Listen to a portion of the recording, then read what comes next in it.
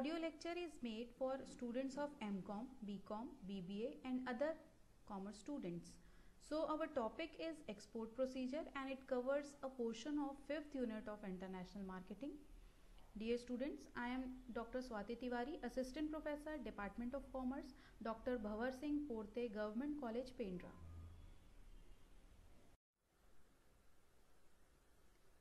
So students, step-by-step procedure of export is given below.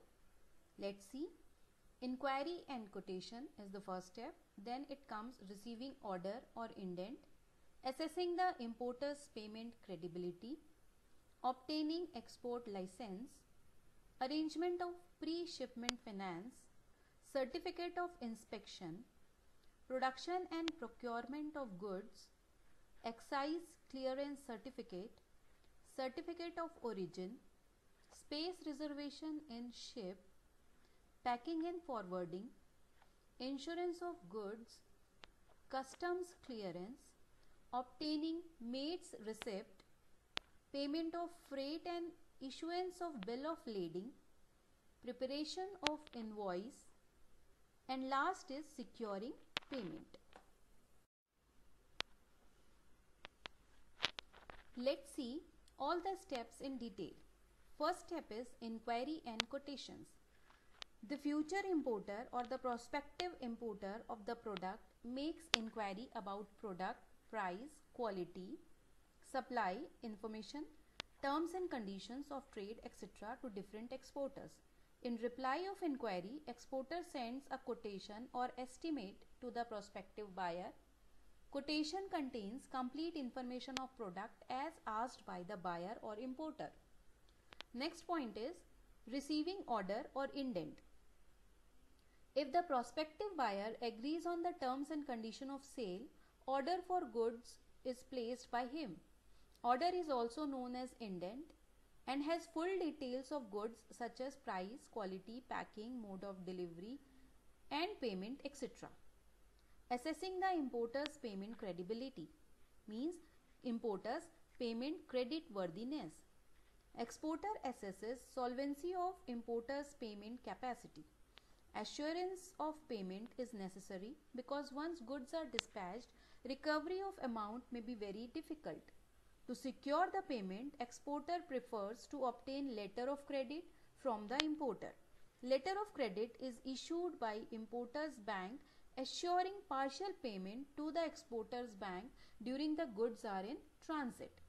These documents have already been discussed in our previous video related to export documents. You can consider those videos as well.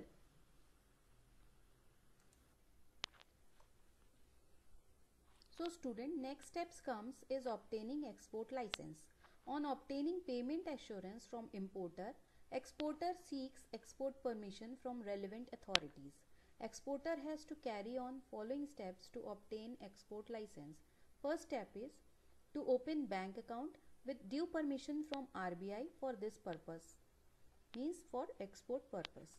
Second is to obtain import-export code number from DGFT. Then get registered with Export Credit and Guarantee Corporation. Then get registered with Export Council. Then get registered with Chamber of Commerce. It is necessary for every exporter to get registered with appropriate export council being set up by Government of India for the promotion of specific products. Like engineering export councils are established for promoting export of engineering goods.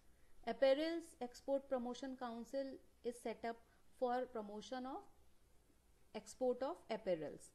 So these type of export councils are being set up by Government of India. As per our goods, we have to get registered under specific council. Registration with ECGC is compulsory for every exporter. It safeguards overseas financial and political interest of exporter. It also facilitates exporters to avail various financial assistance provided by banks and other financial institutions. Here, a format of license to export meet is given over here. See here, license number is mentioned and for what purpose this license has been granted is also given here. You can go through the details of this license just for reference. Next step is arrangement of pre-shipment finance. After receiving order from importer and obtaining necessary registration certificate from various authorities, exporter requires to arrange finance for different production activities. Such finance helps in procurement of raw materials, production processes, packing material and transportation of goods. Pre-shipment finances are granted by exporters bank. Next step is production or procurement of goods. When arrangement of pre-shipment finance is done by exporter, he goes for production of goods as per the specifications asked by the importer.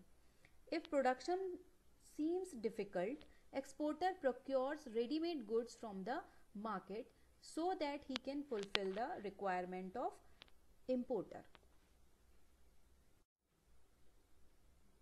Next step is certificate of inspection. Government of India has made it mandatory to get the goods and commodities inspected by authorities before its export.